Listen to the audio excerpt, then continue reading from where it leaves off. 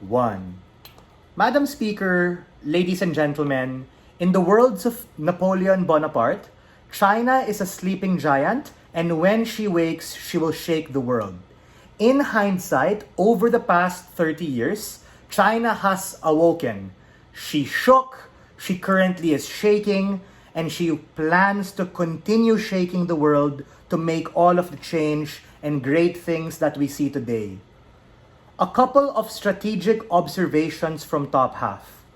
Opening government critiques this two-term system and talks about democracy and choice from a very Western and whitewashed lens and perspective.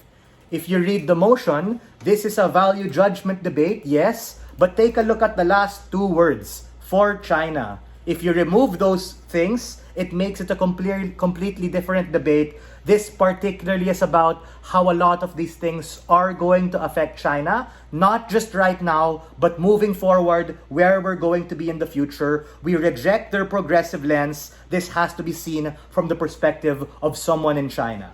Opening opposition is correct to explain this idea of stability, but honestly is a decent but kind of cookie-cutter case because you can apply what they say to literally any other authoritarian regime, and we think that there has to be a deeper nuance to Xi Jinping and the realities of what's happening in the world and in China. The path to victory of closing opposition is very simple. Yes, this is a value judgment debate, but given the phrasing for China, we also have to ask the question, what is good for China? To be very clear, yeah, I know it's not an actor motion, but there is that clause for China. We need to ask, what does China want in order for us to be able to have the best possible metrics to be able to assess what's good for the nation. And make no mistake, this is not a regrets motion either, meaning we look at the hindsight to be able to evaluate what happened in the past, but the purpose is this, is to be able to look at the future, to be able to explore why Xi Jinping is doing what he's doing, why he did what he did, and what he intends and plans moving forward for the future. 3 metrics to be able to judge this debate to understand why it's important for China. A, the lens of economic prosperity. The likes of the Belt and Road Initiative and the proliferation of Chinese ideology as well as their spheres of influence towards Asia and the rest of the world. B, beating the shit out of the United States of America, being able to be number 1 world hegemonic superpower and overthrow them and be able to reinforce, let's say, the yuan as the global reserve currency absent the United States dollar. C, preserving the peace and cultural identity of a very diverse set of people in an otherwise very difficult attempt to be able to put people together, answering the question why it has to be authoritarian, why it has to be a strong man.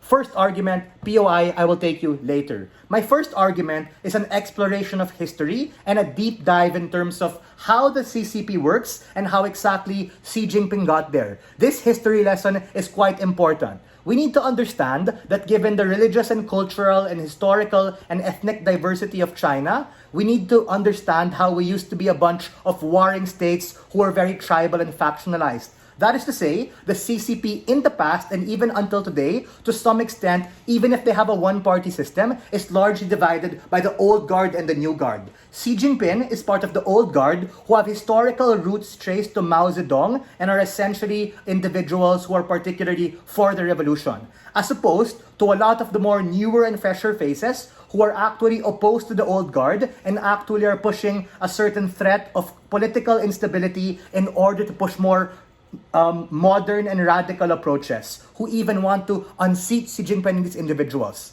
In order to truly understand why it has to be Xi, is because he uniquely is able to understand and explain that absent him, this system is fucked and it's going to implode upon itself, and that particularly is going to be harmful, wherein absent his rule and going back to the 2-term limit, you have this sense of outcome dependency on every successor who's going to come, hoping and praying he won't try to have his own ego and have his own belief systems and be able to undo what the guy did to make his own legacy. This note is a direct response towards member of government because yes, they say that they have succession, but that succession planning is more difficult to be able to do. We think, absent Xi Jinping, there are a couple of harms. A, political instability and infighting within particular communities, given the complexity, even if you have a one-party system. And B, more importantly, a power vacuum, because yes, succession planning can happen, but ultimately it's quite slow. You need a strong man and authoritarian to be able to have a grip over the CCP, similar to what he has. POI, go for it. How successful has Xi been in building or demolishing, as you say, the US? I would posit that it has, if anything, led to more global tensions and more people sanctioning the Chinese government. Ladies and gentlemen, for the first time, the US is scared. The US is shitting its pants, and the US is trying to go protectionism in order to stick it to China. But I'm sure all of us weren't born yesterday. They are worried, and China is quite happy about that, and they are actually able to do these things with the likes of the Belt and Road Initiative. In fact, what we've seen over the past 30 years is the biggest wealth transfer and redistribution that they have been able to do, that the world has ever seen, under the Communist Party, which is what Xi did to extend and be able to efficiently do what Deng Xiaoping had wanted to do, and is likely to be able to control and do these things better, differently.